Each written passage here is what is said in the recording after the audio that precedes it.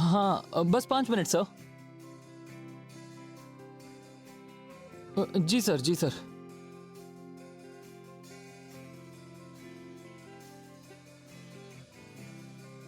ओ नहीं, इतनी लंबी कतार। हाँ, और ग्राहक भी खुश नहीं लग रहे, है ना? मुझे यकीन है कि तुम भी खुश नहीं होते अगर पेमेंट करने के लिए तुम्हें इतना देर इंतजार करना पड़ता। अच्छा होगा कि मैं जाकर एक काउंटर संभाल लूं और मदद करूं। रुको, क्या तुम कर सकते हो? सिर्फ मैं ही नहीं, तुम भी कर सकते हो अमन। हालांकि अभी तुम सिर्फ एक सीएसए हो, आगे चलकर तुम भी कैशियर बन सकते हो। यही कारण है बिलिंग की प्रक्रिया को भी जानना जरूरी है।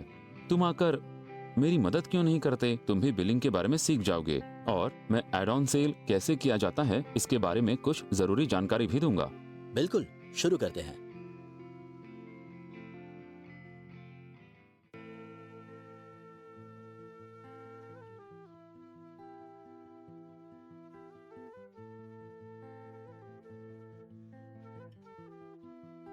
Sir please. चलो ठीक है, मुझे लगा मुझे पूरे दिन यहीं खड़े रहना पड़ेगा।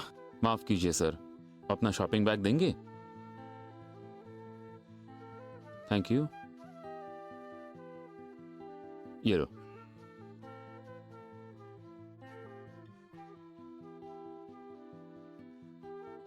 सर आपका बिल हुआ 2569 रुपीज। आप कैश से पे करेंगे या कार्ड से? कार्ड।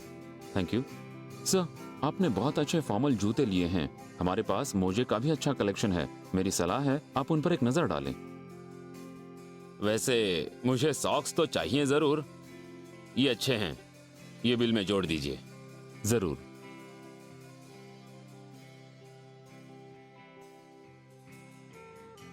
सर अब आपका बिल 2975 रुपए का हुआ। आपका कार्ड?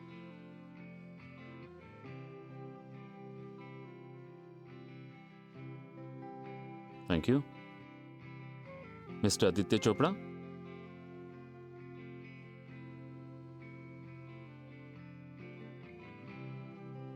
सर आपका साइन प्लीज।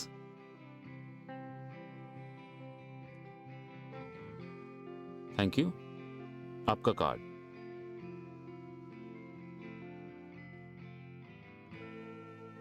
सर आपका बिल। बैग।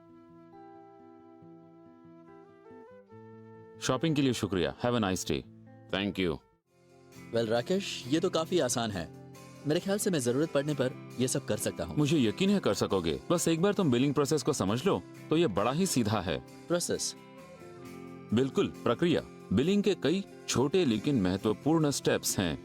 ये सुनने में मुश्किल लगता है, लेकिन जैसा मैंने कहा, एक बार प्रक्रिया समझ लो तो बहुत आसान है। ओके, तो मुझे स्टेप्स बताइए। जरूर। पहला स्टेप है ग्राहक का स्वागत करना। हम लोग चूंकि कस्टमर सर्विस इंडस्ट्री में हैं, इसीलिए कैशियर को भी मिलनसार होना बहुत जरूरी है। इसलिए ग्राहक का स्वागत करो गुड मॉर्निंग, गुड इवनिंग या गुड नाइट के साथ। इसको याद रखना। मैं समझ गया। दूसरा स्टेप, आप ग्राहक द्वारा खरीदा सामान ले लें। तीसरा स्टेप, जिसकी प्रैक्टिस करनी पड़ती है, आप हर चीज के बारकोड को स्कैन करें और साथ में अपने मन में सामान की गिनती भी करते जाएं। लेकिन एक बार बारकोड सिस्टम में चला गया तो सामान की गिनती पता चल जाएगी, है ना? हाँ, लेकिन कभी कभी ऐसा भी होता है कि स्कैनर बारकोड को नहीं पढ़ पाता या वो 2 बार बीप कर देता है। इसलिए अच्छा होगा कि हम भी गिनती रखें। इस तरह कोई भी गलती नहीं होगी। ओके, समझ गया।